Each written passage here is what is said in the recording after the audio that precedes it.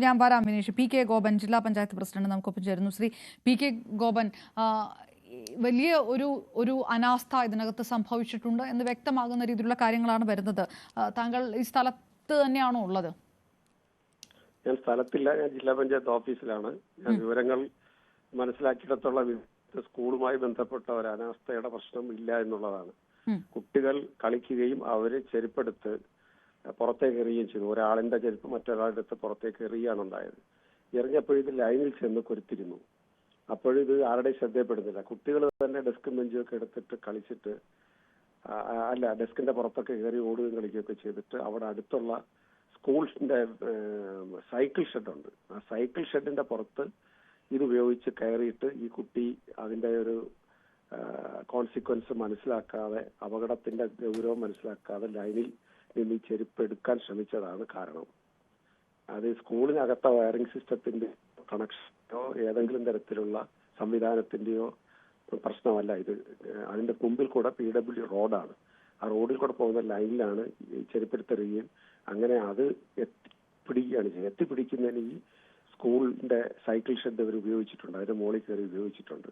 അല്ല Shri P K Gopan, ഈ ദൃശ്യങ്ങളിൽ കാണുന്നത് ഇത് റോഡിന് മുകളിലൂടെ പോകുന്ന ലൈനല്ല, ഇത് ആ പാരപ്പറ്റിന് മുകളിലൂടെ പോകുന്ന ലൈനാണ്. അങ്ങനെയാണെങ്കിലല്ലേ പാരപ്പറ്റിൽ കയറി നിൽക്കുമ്പോൾ കുട്ടിക്ക് അത് എടുക്കാൻ കഴിയുള്ളൂ? അത് തന്നെ ലൈൻ പോകുന്നത് സ്കൂളിലെ, അത് പൊതുവായിട്ടുള്ള ഇലക്ട്രിക് ലൈനാണത്. അത് സ്കൂൾ കണക്ഷനുമായി ബന്ധപ്പെട്ട ലൈനിലല്ല ഈ കുട്ടി കയറി പിടിക്കുന്നത്. അല്ല, സ്കൂൾ അധികൃതരുടെ ഭാഗത്ത് നിന്ന് വീഴ്ചയുണ്ട് എന്ന് പറയുന്നില്ല, പക്ഷേ ഇങ്ങനെ KSEBയുടെ ഭാഗത്ത് നിന്ന് ഒരു ദുരവസ്ഥ ഉണ്ടായിട്ടുണ്ടോ, ഒരു അനാസ്ഥ ഉണ്ടായിട്ടുണ്ടോ? അല്ല, KSEBയും ഇതിനകത്ത് ലൈൻ കയറി പിടിക്കുമ്പോൾ KSEBക്ക് എന്താ ചെയ്യാൻ കഴിയുക? അവര് കുട്ടികൾ വേറൊരു സംവിധാനം ഉപയോഗിച്ച് അതിന്റെ മുകളിൽ കയറി പിടിക്കുകയല്ലേ ചെയ്യുന്നത്. അല്ല, അത് ശരിയാണ്, പാരപ്പറ്റിന്റെ മുകളിൽ കയറി നിന്നുകൊണ്ടാണ് കുട്ടി. പക്ഷേ എങ്കിൽ പോലും ആ ദൃശ്യങ്ങളിൽ നിന്ന് വ്യക്തമാണല്ലോ, ആ കെട്ടിടമായിട്ട് വലിയ ഡിസ്റ്റൻസ് ഇല്ല. ഇത്രയും താഴ്ന്ന് ഈ ഒരു നില കെട്ടിടത്തിന്റെ ആ വഴിയിൽ കൂടിയാണോ ഹൈ വോൾട്ടേജ് ലൈൻ പോകുന്നത്? സ്കൂൾ കെട്ടിടമല്ലേ, അതിന് റൂൾസ് ആൻഡ് റെഗുലേഷൻസ് ഇല്ലേ? അവിടെ ഒരു വീഴ്ചയില്ലേ? കുട്ടി കയറിയാലും ഇപ്പൊ സാധാരണ ഒരു വീട്ടിൽ നിന്ന് കയറിയാൽ അങ്ങനെ പിടിക്കാൻ പറ്റുന്ന ഒരു സാഹചര്യത്തിലേക്ക് പറ്റില്ലല്ലോ. പൊക്കത്തിലൂടെയല്ലേ ഈ ഹൈ വോൾട്ടേജ് ലൈൻ പോവുക? അല്ല, അത് ഹൈ വോൾട്ടേജ് ലൈൻ എന്നുള്ള അത് ഇലക്ട്രിസിറ്റിയുടെ ലൈൻ എത്രയോ കൊല്ലമായിട്ട് അതുവഴിയാണ് പോകുന്നത്. അത് കെട്ടിടത്തിൽ നിന്ന് ഇത്ര മാറി എന്നുള്ള പ്രശ്നം വരുന്നില്ല. കെട്ടിടം വളരെ പഴയ കെട്ടിടമാണത്. ആ സ്കൂളിനെ സംബന്ധിച്ച് നമ്മുടെ പുതിയ നിയമം വരുന്നതിന് മുമ്പുള്ള കെട്ടിടമാണത്. അപ്പൊ അത് സ്വാഭാവികമായിട്ടും ആ ലൈൻ ഒരാൾക്ക് ഇങ്ങനെ ബോധപൂർവം ഒന്ന് കയറി പിടിക്കാൻ ശ്രമിച്ചാൽ പിടിക്കാവുന്നതേ ഉള്ളൂ. അല്ലെങ്കിൽ സാധാരണഗതിയിൽ ഇതുവരെ അങ്ങനെ അപകടം, ഈ 100-ലധികം വർഷം പഴക്കമുള്ള സ്കൂളാണ്. 100 അല്ല, 125-ഓളം വർഷം പഴക്കമുള്ള സ്കൂളാണ്. അങ്ങനെ ഒരു സംഭവം ഉണ്ടായിട്ടില്ല. കുട്ടി, ഇത് വലിയൊരു ദുരന്തമാണ്, എല്ലാവർക്കും വിഷമം ഉണ്ടാക്കിയിരിക്കുകയാണ്. അവിടുന്ന് ഒരു 2-3 കിലോമീറ്റർ മാത്രം അകലെയാണ് ഈ കുട്ടിയുടെ വീട്. വളരെ പാവപ്പെട്ട വീട്ടിലെ കുട്ടിയാണ്. ഒരിക്കലും നമുക്ക് ഞെട്ടലോടുകൂടി മാത്രം കേൾക്കാവുന്ന ഒരു വാർത്തയാണിത്. ഇവിടെ ഇപ്പൊ നമുക്ക് ഏതെങ്കിലും ഒരു ഏജൻസിയെ കുറ്റപ്പെടുത്തി പ്രശ്നം അല്ല ശ്രീ പി കെ ഗോപൻ, ഞാൻ ഇതാരെ കുറ്റപ്പെടുത്തുന്നില്ല. പക്ഷെ നമുക്കിത് കൃത്യമായിട്ടൊരു റൂളുണ്ട്. ഒരു 1.5 മീറ്റർ, 1.2 മീറ്റർ അല്ലെങ്കിൽ 4 അടി ഒരു ലോ വോൾട്ടേജ് ലൈൻ ആണെങ്കിൽ പോലും സ്കൂൾ കെട്ടിടത്തിൽ നിന്ന് അത്രയും ഡിസ്റ്റൻസ് അതിന് വേണം. ഒരു 4 മീറ്ററിന് ഒരു സെപ്പറേഷൻ എങ്കിലും വേണം. ഈ 4 മീറ്റർ സെപ്പറേഷൻ ഉണ്ടെങ്കിൽ ഈ കുട്ടിക്ക് ഈ പുറത്ത് കടന്ന് ഈ സാധനം പിടിക്കാൻ കഴിയില്ല.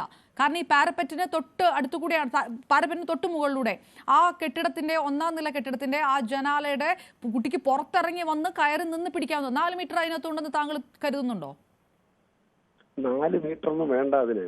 4 മീറ്റർ ഡിസ്റ്റൻസൊന്നും പഴയ കാലത്തെ ലൈനും പഴയ കാലത്തെ കെട്ടിടമാണത്. നമ്മളിപ്പോ ഒരു ദുരന്തം ഉണ്ടായതിന്റെ പശ്ചാത്തലത്തിൽ ഇനി എങ്ങനെ അതെന്നുള്ളത് അല്ല, 4 മീറ്റർ വേണമെന്നുള്ളത് KSEBയുടെ റെഗുലേഷനുള്ള കാര്യമാണ്. അല്ല, അത് തന്നെ ഞാൻ പറഞ്ഞില്ലേ, ഈ റെഗുലേഷൻ വരുന്നതിന് മുമ്പുള്ള കെട്ടിടമാണത്.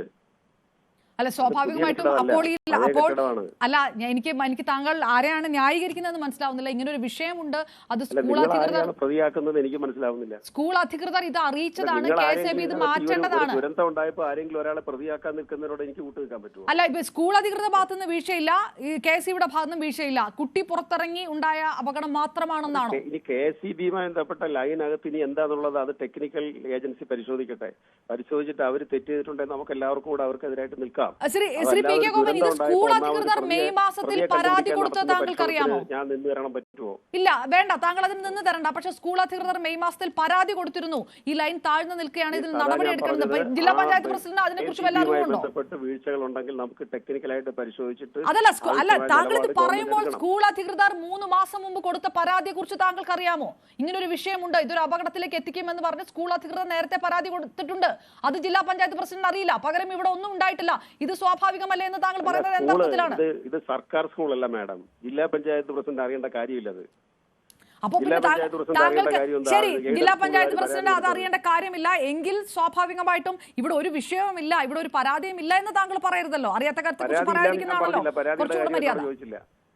പരാതി ഇല്ലാന്ന് ഞാൻ പറഞ്ഞില്ല, പരാതിയുടെ കാര്യം എന്നോട് ചോദിച്ചിട്ടില്ല. പരാതി ഉണ്ട്, അതായത് ഇങ്ങനെ ഒരു വിഷയമുണ്ട്, ഇത് ഇവിടെ നടപടി എടുക്കണം എന്നുള്ള ഒരു പരാതി ഉണ്ടായിട്ടുണ്ട്. പരാതി ഉണ്ടെങ്കിലും ഇപ്പൊ നടന്ന സംഭവത്തിന്റെ പശ്ചാത്തലത്തിലും KSEBക്ക് വീഴ്ച പറ്റിയിട്ടുണ്ടെങ്കിൽ അത് അങ്ങനെ കാണുകയും അതിനാവശ്യമായ പരിഹാരം കാണുകയും ചെയ്യണം.